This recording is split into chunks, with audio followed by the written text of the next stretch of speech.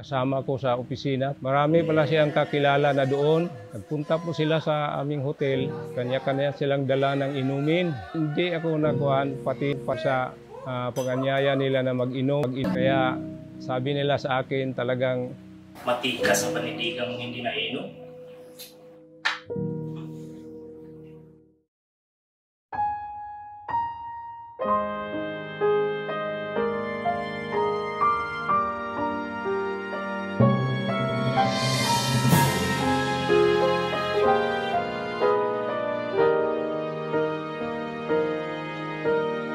mula pa nung pagkabata, hinubog na kami ng aming mga magulang sa mga pag-aral ng Katoliko sa pagnanais na madagdagan ng kaalaman sa mga aral ng Diyos. Iyon ang pagkakaisip ko. Kaya pumasok ako sa pagkakursilyo.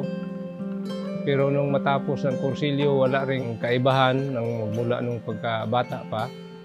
Ganon din, wala naman tayong natututunan ng aral, kundi awit-awit lang pagkatapos yung manyanita, yun lang ang nadagdag.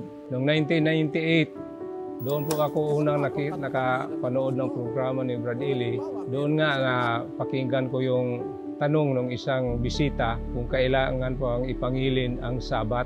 Ang sagot ng kapatid na Eli, hindi na kailangan na ipangilin ang Sabat. Hindi ko na inintay yung paliwanag niya, nilipat ko na agad sa ibang channel. Pagdating ko doon sa kabilang channel, hindi ko naman nagustuhan ang palabas doon. Kaya bumalik ulit ako doon sa programa ni Brad Eli. At meron naman akong napakinggan ng tanong ulit kung bawal bang kainin ang dugo.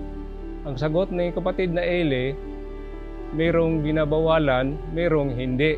Kaya sa isip ko na nga, mali na naman ito. Kaya ang ginawa ko, pinatay ko na lang ang TV at nagpatuloy ako sa aking pag-iinom. Minsan isang araw, naisip ko, balikan ng panood doon sa programa ni Brad Eli. Pag tune in ko sa channel, yung una kong nakita, ganun din ang palabas ng programa. Noong dumating yung panahon, yung tanong na kailangan bang pangili ng Sabat, yun na nga ang paliwanag ng kapatid na Eli, na sa panahon kasi ng Kristiyano, hindi na utos ipangilin ang Sabat. Mayroon palang nababasa sa Biblia na may panahon. Kaya yun ang nag-audio sa akin na magpapatuloy na sa pakikinig. 3 beses na ako pumunta sa lokal ang dating daan na mayroong mag-audio sa kalooban ko na huwag muna. Nagpasya ako pumunta uli sa dating daan. Pero itong pagkakataon na ito, nilakad ko na lang po mula sa opisina hanggang sa lokal ng ang dating daan. Kaya doon nakausap po yung mga membro na nandoon na wala po kayong dapat ihanda sa pagkikinig ng doktrina?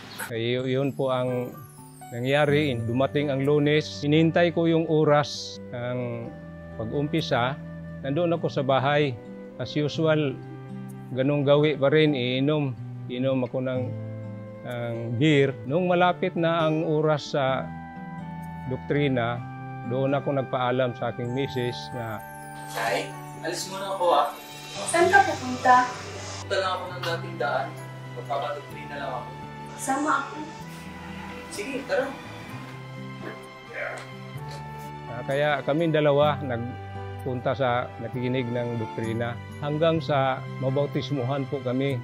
Pagkatapos ng bautismo, mga ika-5 araw, na-approve na po yung training ko sa labas. 2 po kami nung kasama ko sa opisina. Marami pala siyang kakilala na doon. Nagpunta po sila sa aming hotel. Kanya-kanya silang dala ng inumin. Hindi ako patinag sa pag-anyaya nila na mag-inom. Kaya sabi nila sa akin talagang matikas sa panindigang hindi nainom. Magmula nang akong magretiro. Yun na nga dumating na nagkaroon ng karamdaman ng aking may bahay. Na-stroke po siya.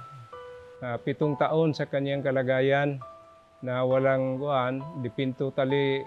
depende lang siya sa amin sa pag-aalaga sa kanya. At sa awa ng Diyos, Sa tulong din po ng Diyos na binigyan ba kami ng lakas upang kami sa pamilya, sama-sama kami sa pag-alaga sa Kanya. At hanggang ngayon, nandyan pa rin siya sa amin. Masaya ang aming kalooban na patuloy ng mag-alaga sa Kanya.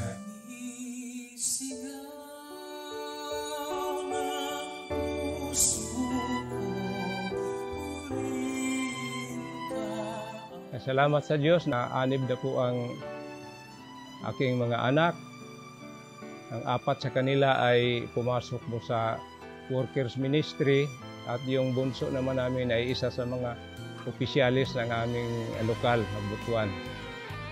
Ako po si kapatid na Apolonio Cosare at ito ang istorya ng aking pananampalataya. Salamat po sa Diyos.